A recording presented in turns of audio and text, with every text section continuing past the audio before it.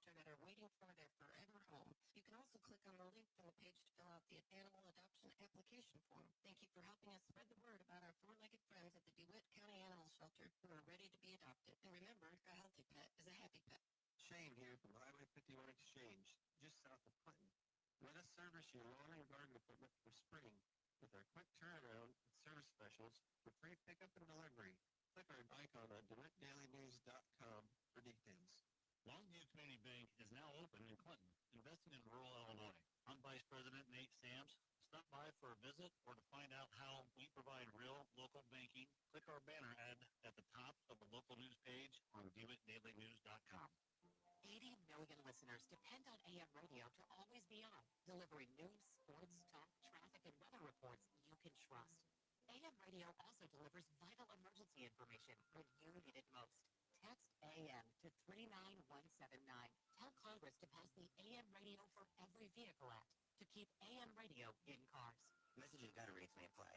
You may receive up to 4 messages a month, and you may text stop to stop. This message furnished by the National Association of Broadcasters. This is Seth Lawrence, News and Program Director for WHOW and WEZC. We take pride in being Clinton and Central Illinois' local radio stations each and every day, 7 days a week. What does local news mean? Here's a sample. The legislature only chose to act in solar and wind cases. For every other kind of zoning right now, we still have those LaSalle factors that the ZBA considers. We legalized marijuana in Illinois, so we've seen an uptick in marijuana use on the lake. The city of Farmer City was awarded $488,700 for a sidewalk project along Illinois Route 54. You hear the local people that make the news every day, 7 days a week on the big 1520 AM, 92.3 FM, and 106.5 FM WHOW, and on your easy choice for soft hits, 95.9 FM WEZC. News time 9 minutes after 8 o'clock on this Friday.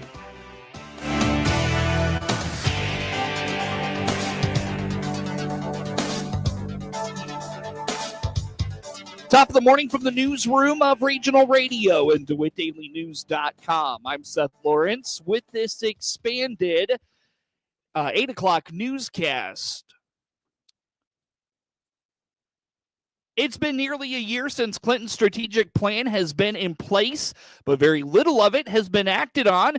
Mayor Helen Michalossi hopes to change that, and it begins this month. The mayor is going to begin meeting with stakeholders of the plan to make sure what is in it still makes sense for the city. Right now, we're pulling apart that plan to see is it still workable the way it is.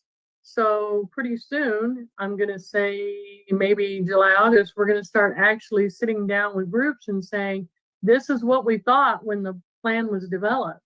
Is this still where we are? What are we doing about bringing together a retailers association, for example? What's the next step?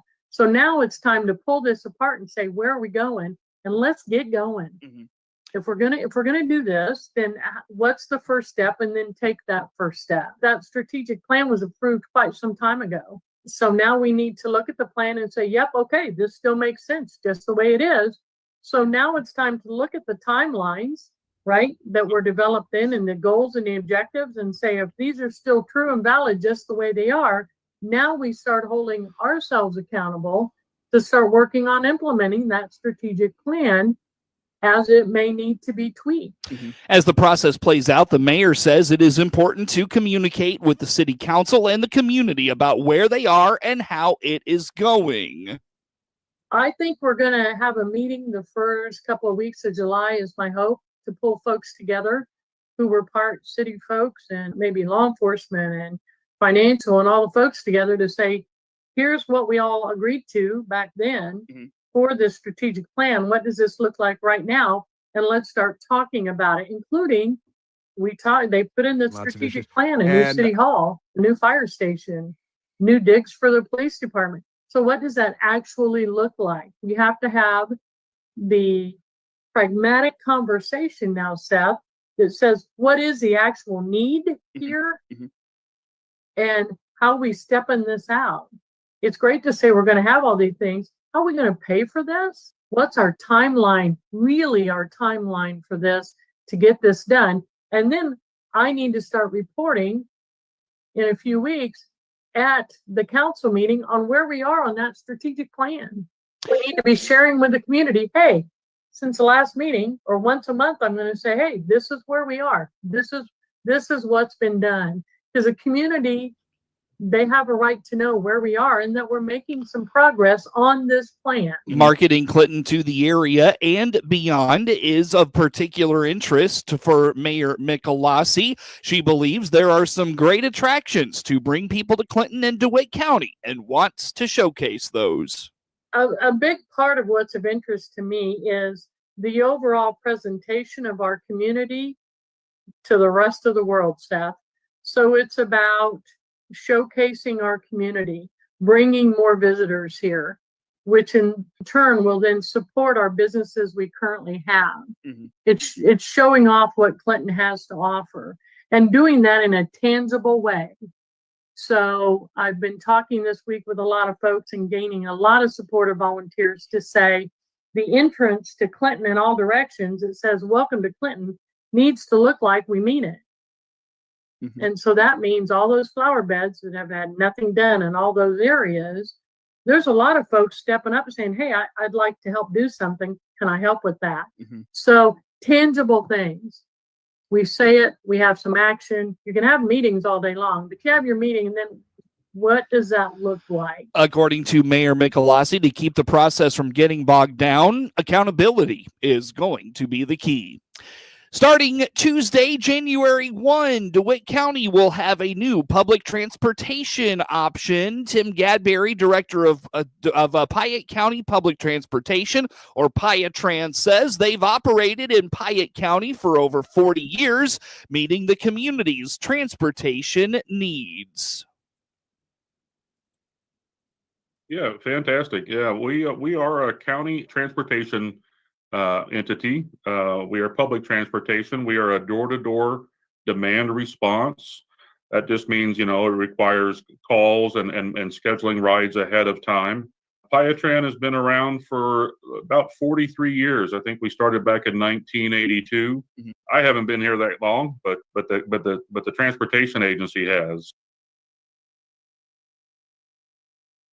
Starting Tuesday, July 1, Piattran will become the public transportation service offered in DeWitt County.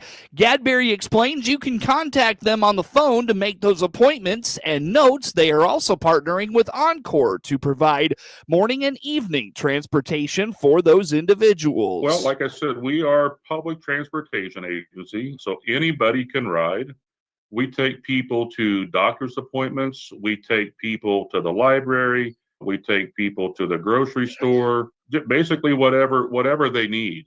And what we ask is every rider, we do require what's called a rider intake form. Mm-hmm. That is something that's available. You can find it on our website at piattran.org, or you're welcome to call the office. We can mail them to you. The number at the office here is area code 217-762-7821. Our phones ring from 7 a.m. to 5 p.m. every day. But yeah, once we get that rider intake form filled out, we get folks put into our system. And then we do require 24 hours notice for a ride. We have a fantastic call out system that people can receive a phone call at 4 p.m. the day before for a reminder for the next day. Mm-hmm. We also have a call out system that is a 15-minute on the way call. The 24-hour notice is really, really important, because if we try to start taking same-day rides, it can affect everybody else's schedule. Right. And we try to stay on time. Sometimes it's, inclement weather can slow us down a little bit. The trains here in DeWitt or Piatt County are notorious for putting us a little behind. But other than that, like I said, our goal is to be there on time when we're scheduled. So that's why we require the 24-hour notice. The opportunity for Piattran to expand to DeWitt County was a no-brainer. Gadberry points out they recently acquired additional vehicles for their fleet, making the transition to DeWitt County that much easier. We've got 21 vehicles total right now. We were awarded 7 brand new vehicles this year through the CVP program through the state of Illinois, which we were extremely excited about. They've all been labeled and are just waiting to hit the roads. So total 18 buses and 3 minivans. We do have 17 employees, so we are a somewhat small transportation agency. We operate basically from 6 o'clock to 5 o'clock, Monday through Friday. And we are extremely excited to come into DeWitt County. All of our drivers, all of our employees know just how important public transportation is for the residents of Piatt County. So when the opportunity came about to be able to expand our services to come into DeWitt County, it was a no-brainer for us. The last thing I would want for anybody is to depend on public transportation and not to have it. For more information on the services and fares of Piattran, visit piattran.org. That's Piattran.org. You can also find Piattran on Facebook, or again, call the number 217-762-7821. Residents in central Illinois know a dangerous corridor in Logan County has taken the lives of several motorists over the years, and a local lawmaker is calling on the Illinois Department of Transportation and the Illinois State Police to look into this. On the WHOW Morning Show Thursday, State Representative Sally Turner told Regional Radio she has noticed Route 121 between Mount Pulaski and Lincoln has seen its share of serious vehicle accidents, some even fatal, and she wants something done about it. Well, Route 121 from Lincoln to Decatur, that's all my district, we've had so many accidents. And most recently we had an accident, I guess it's been about maybe 3 to 4 weeks ago, that two people died. People have to slow down on 121. You can't see in no passing zones. It's terrible. You're so right. I've asked Department of Transportation to give me a spreadsheet as to how many accidents have we had in the last 10 years and how many of them were fatal.